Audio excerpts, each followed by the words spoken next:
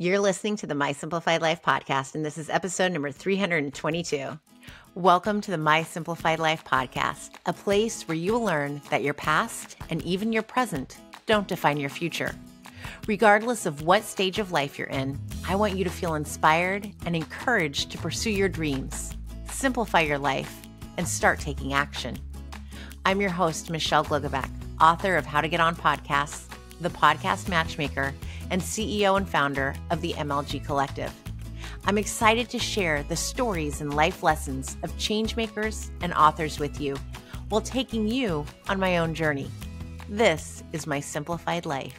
Hey friends, welcome back to another episode. I'm your host, Michelle Glogovac, and today I am bringing back another persister, this time comedian Blaire Postman, who is the founder of Cat Ladies for America, originally Cat Ladies for Kamala, and Blaire is sharing all about her journey to creating Cat Ladies, how that has come about, and all of the trials, tribulations, along with what really gets her heated.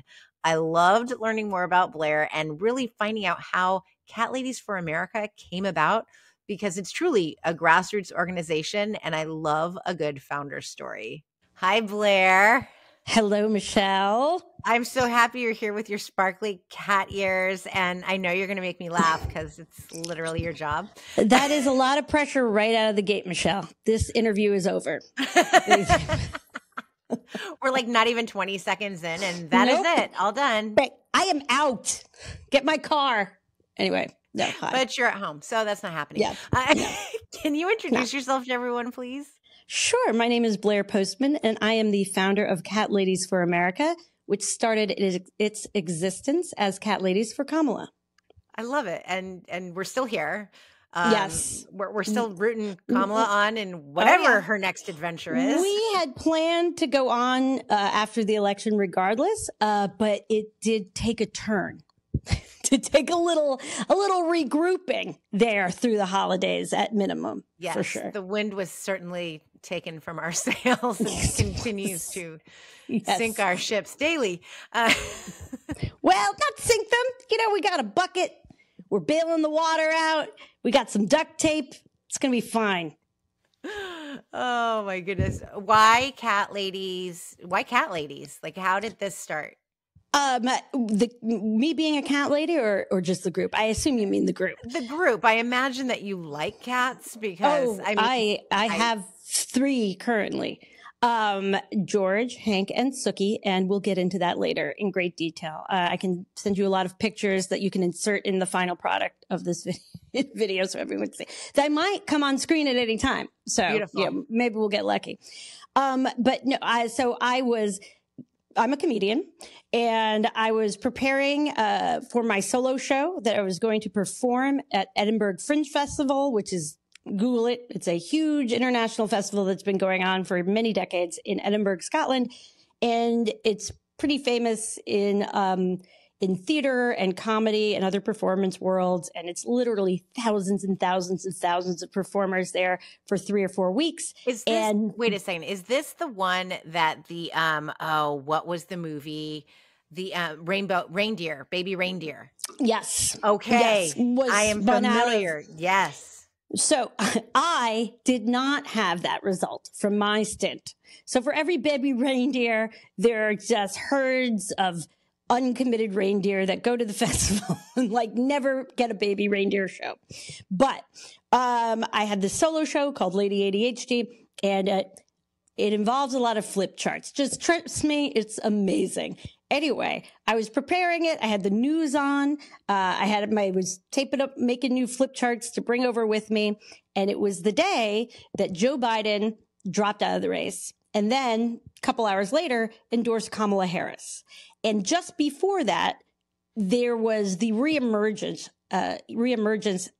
shall we say, of the J.D. Vance audio, as well as other comments about cat ladies, and the country was being run by childless cat ladies with no say in any, he wishes. We should be so goddamn lucky. But so that was right in the news, in the news ecosphere at that exact moment, reemerging.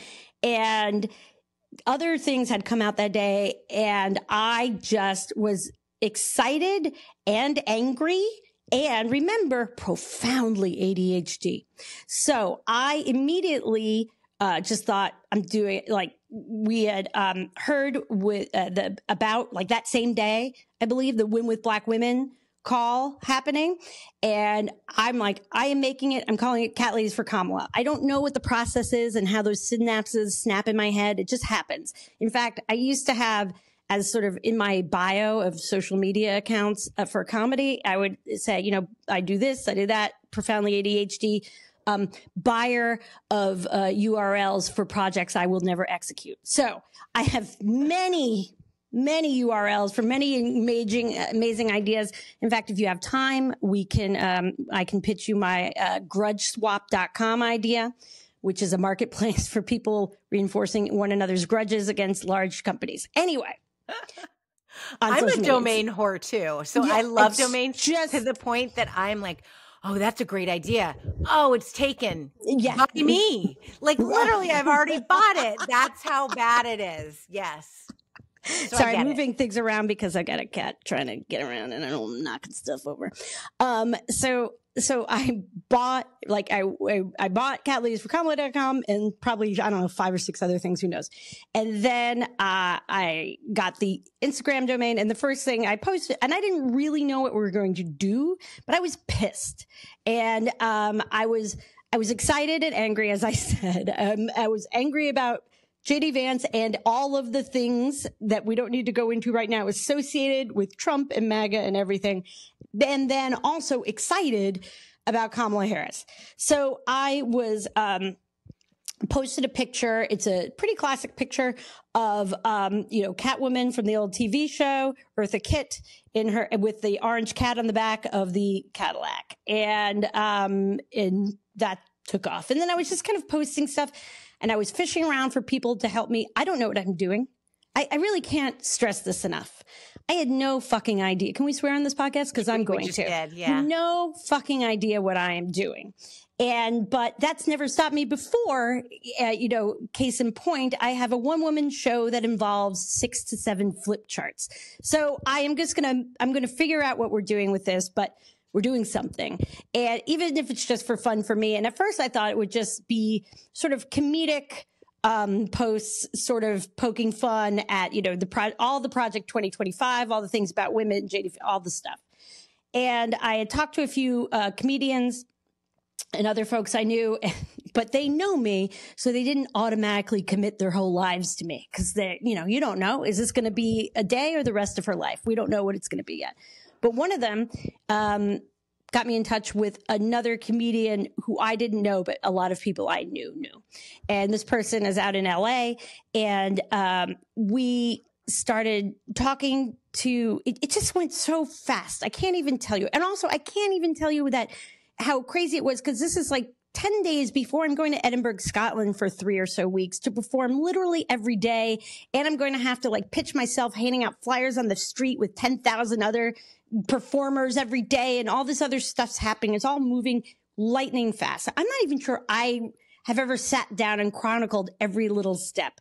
But before I left, we put together this idea that we thought we were going to do some kind of fundraiser online. That was the thing to do. And we, and this other woman and I, she, was very helpful because she was not going to Edinburgh with a bunch of flip charts that week, and really helped with that. And when I was at the airport in Newark, very delayed, we just started, we started posting that we were going to do this Zoom event. I think it was August 4th. At the time, we didn't really have speakers. We didn't know. But I just thought, okay, I'm going to book some comics. And I even told a friend of mine who's a comedian, she's written for a lot of shows like the new One Day at a Time and that 90s show. And she's been on Conan and all sorts of stuff, Erin Foley. And I was like, Erin, and she's Cat Lady. I'm like, you want to do this? You'll just do 5-6 minutes. We've all done the COVID comedy. We'll just do 5-6 minutes. It's probably going to be 100 people. And maybe we'll raise if we do really well, maybe we'll raise $5,000, and that'll be a cool thing that we did. And, we're doing our part. She's like, sure, why not? So I'm both as I'm going to Scotland, and then while I am there, allegedly trying to promote my show and stuff and perform, I'm starting to book speakers, and then people start telling us or tagging us in Rashonda Leas's feed. If you don't know Rashonda Leas, she is amazing, and she's got like 1 million followers on Instagram and 1 trillion on TikTok. And she had apparently, like, sort of at this moment said, where are the cat ladies? Like, where are the cat ladies? Where should we be? And I can't even, this is not supposed to be a 7-hour podcast. So I am just going to cut to the chase. We connected, like through Instagram. She actually got back to us. She went on Jonathan Cathcart's show that was on then, like Sunday afternoon. She was in DC. She talked about the cat lady Zoom call that was going on that. I think it might have been that same day or the next day. We had another comedian friend of mine, Natalie McGill, who had introduced me to my other now friend who I've still never met in person, who was co-producing this stuff. Used to be a reporter and went online and found like state house evidence of state house reps in swing states who were cat ladies. And so we had a number of them on from like Pennsylvania and Arizona and Georgia. And then I had a few comedians on that I had booked who were amazing, in addition to Erin. And it was all, I kept watching these numbers of people RSVPing and growing and growing and growing and growing. And we had to get new help, and we didn't have the Zoom capacity. And then somebody had a contact at the Women's March, and then and then somehow they sponsored the Zoom, but not, it also went through StreamYard. And so, the first however many were in Zoom, and then they were out in the YouTube feed. By the way, we had to get a YouTube channel, and, and all of this stuff is all happening so fast. And we wound up with, I think it was 35,000 people on that fundraiser. And that night, mind you, I am a co-host. I'm in the thing. It's like 12:30 at night, my time, while we're doing this. It ended like 2:33 in the morning. We had Veronica and the Baby Boo on. It's another catfluencer, very big on TikTok in particular. And we took turns. Rashonda, who I just met in person after all this time, and she's helped us in many ways, but in DC for the first time like 3 weeks ago, and was amazing. She's an amazing person and very talented person with an amazing story. And I think one of the most politically sophisticated people I've met in the space of influencing, and that's not even a fair word, but content creation and so forth. And I consider her sort of our fairy godmother. And so she hosted the whole thing. We were in the Washington Post. That night, we raised $320,000 for the Harris Walls campaign. And then between then and election day 2024, we raised a total of just over 400,000, like all combined. So another 80,000, most of it for Harris Walls, but also some of it going to down ballot races as well. And so that is how we started. In that time, in those few months, I got included, and also all the people with Win with Black Women, like just so many people. I got included in the Oprah event where Kamala Harris was being interviewed with Oprah outside Detroit, and got to go to that. And I met all these people in all these grassroots groups. And I am not, I was a lawyer for about 3 seconds 25 years ago, and I've lived in and around DC for a long time. So I know people who work in politics, and I used to be a booking agent for the Speakers Bureau that had all kinds of former politicians and journalists and so forth that we booked. But I was never like in it. What I mean? I was sort of vaguely adjacent, sort of. And, learning that, these grassroots groups often were not very grassroots. I'm like, no, I am literally putting this on in a barn. That's not just a cute saying. It's literally paying everything on. When I was in Scotland, I made a video on our Instagram page because there was some other like subgroup, and they were claiming we were grifting stuff.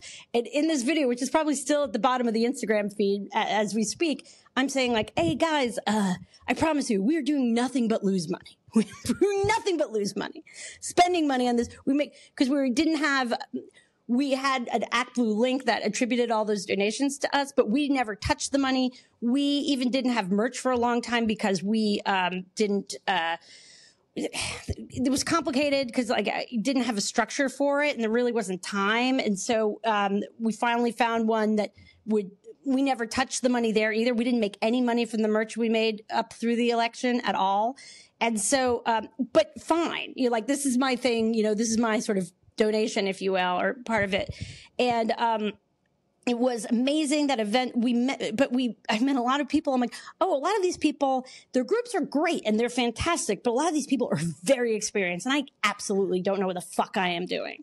Like, I kind of know, and I've been a performer, and I've worked with, like, I've been a talent booker and a talent manager and all this other stuff. But in that world, like, you can tell someone's swarming around someone, like, clearly there's some $1 billion donor that I don't even know who they are. And I don't really get, I will say it gave me a lot of freedom. I did whatever I wanted to do.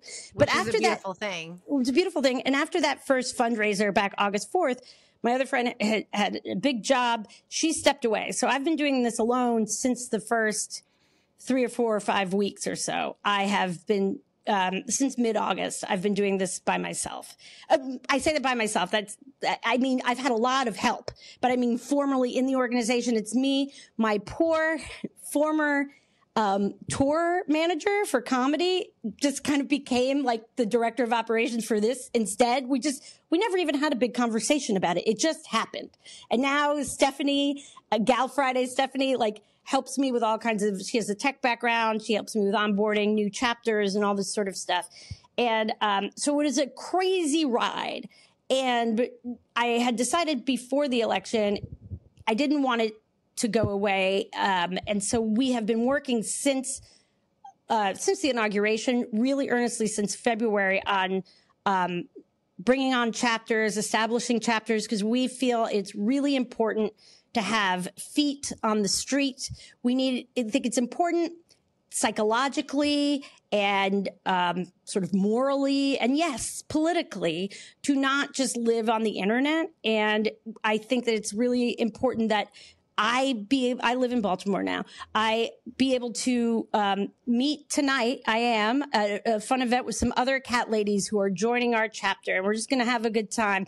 But we're also going to go out and do things in the community, and we're picking like the things that we think matter in our very specific community that we can be somehow useful in at least a little bit, and promote and help those things.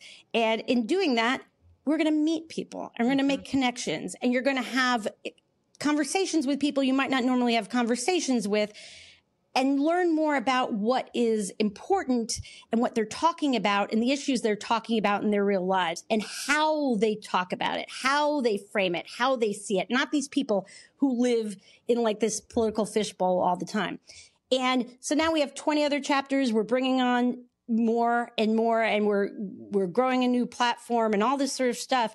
Now, in a year and a half, should we be so lucky to have 50 chapters, like one in every state or something like that, we're taking that information that they tell us, and that's kind of information we can amplify, we can share with people we've met in our networking world, and even, in campaigns, and saying like, look, here's the reality about what's going on in Raleigh-Durham right now. Like, this is what we're hearing is important.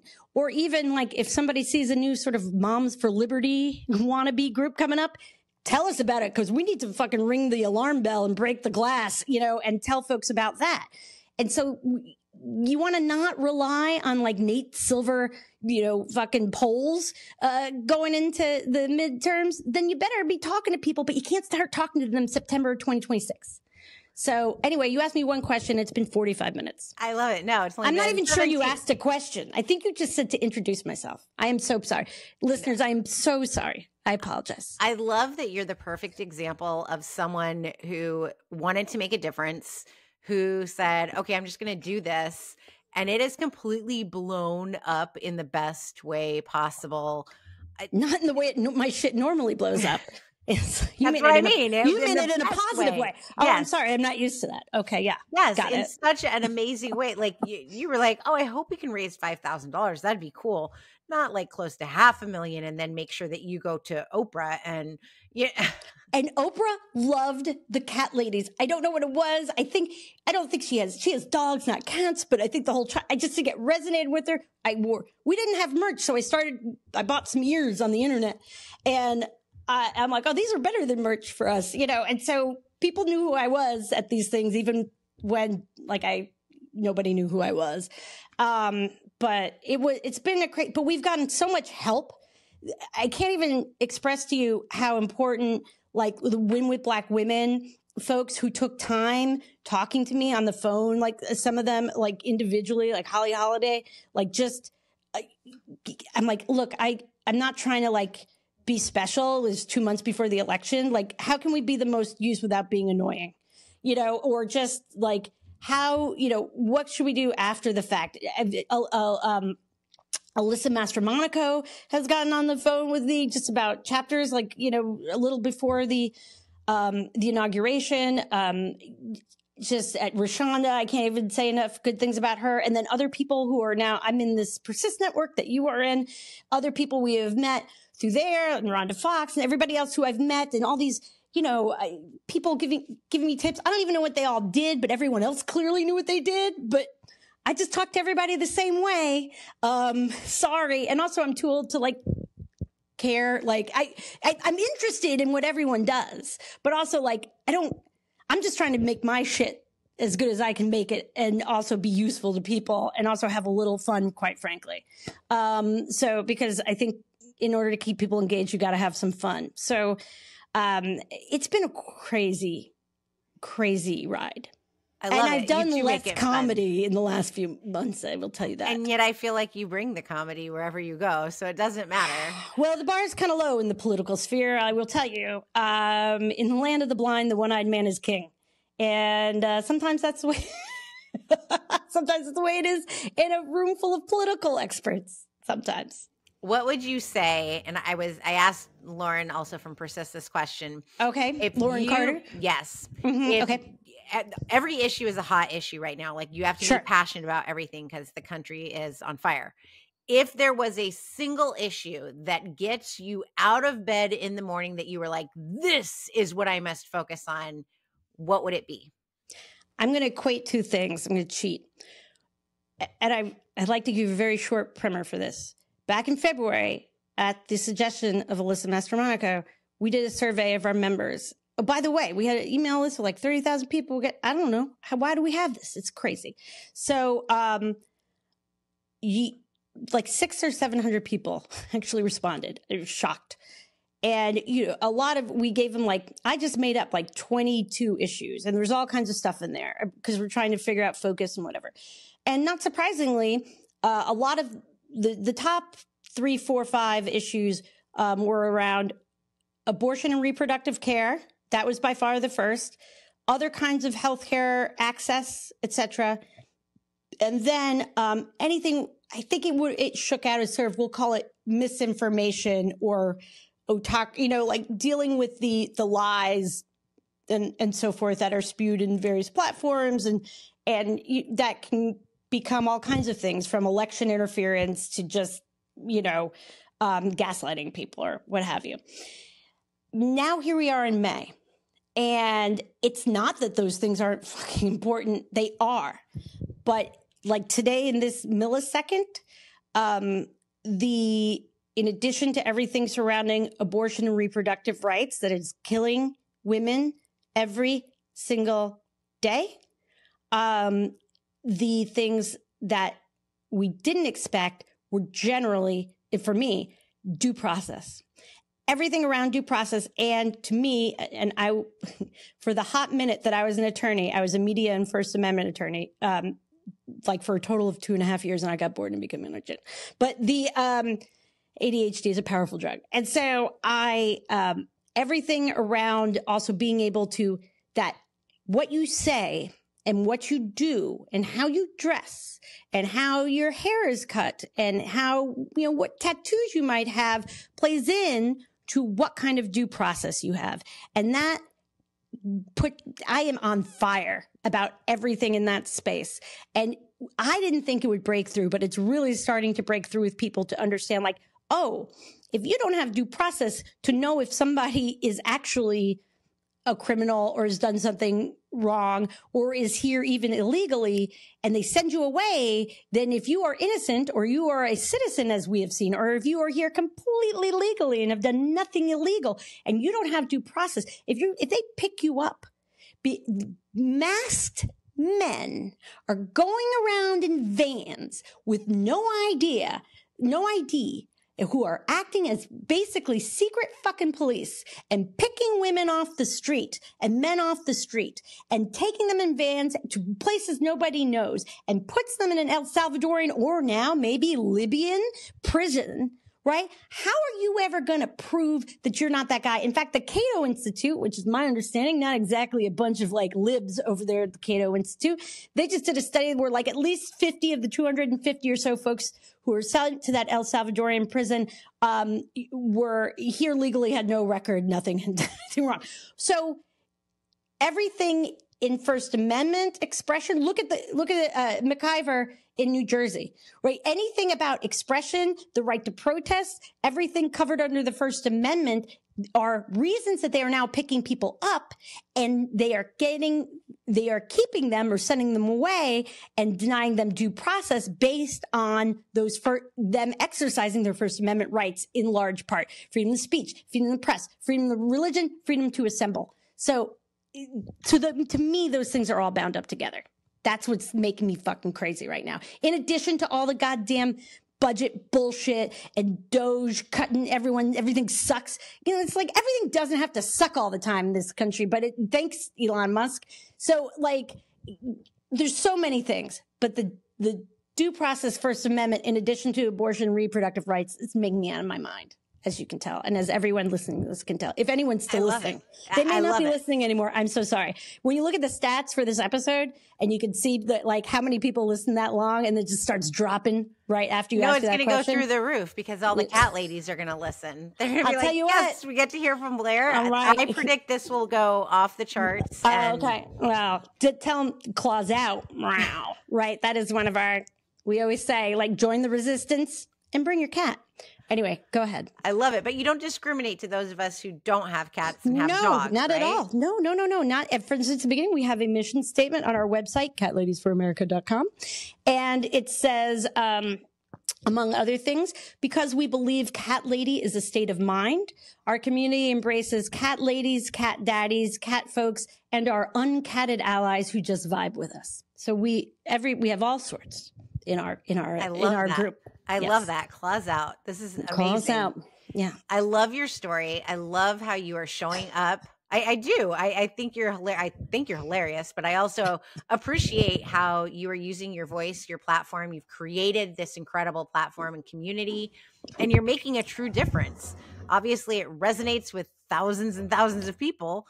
So every day feels like, well, thank you. You and other people in PERSIST and other groups who have taught, it's just like, I don't know how to get people, like, it's getting too big and expensive for me to pay for it all out of my pocket. Like, I'm fine. Like, I'm not complaining, but I'm not like Richie Rich and like, I can just do whatever I want. Like, and I have a day job and they expect me to do things and, whatever. And, a lot of it's on commission. Like they, like it's up and down. But like people, so now, there's resources for me to like, hey, has anyone ever tried to get money from anyone for anything that they made before? Because I'm not sure I'm doing it right. Or has anyone ever made chapters before? Or has anyone there's so many things that like I don't know how to do. And I don't always find the exact answer, but there's always people willing to help and tell me what they do know. So if anyone listening knows how to do chapters and fundraising, Blair could use your help. I mean, I guess I'm just going to make it up. I don't know. I guess we're making it up. I love it. You already shared the Cat Ladies for America website. What's your Instagram so everybody can come find and follow you? Yes.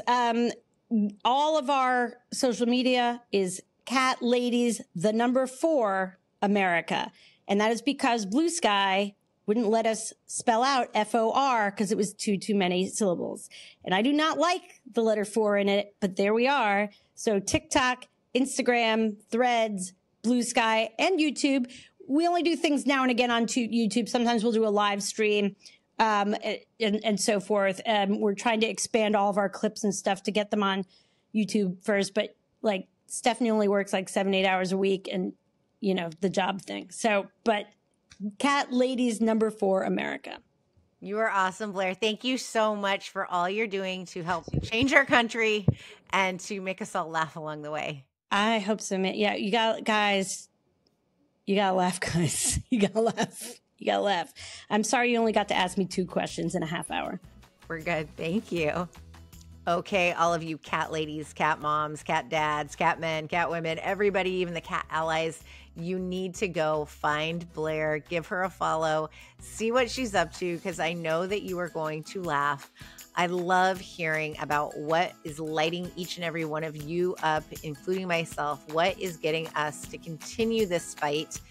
I want to hear it. So let me know. And don't forget, claws out, meow.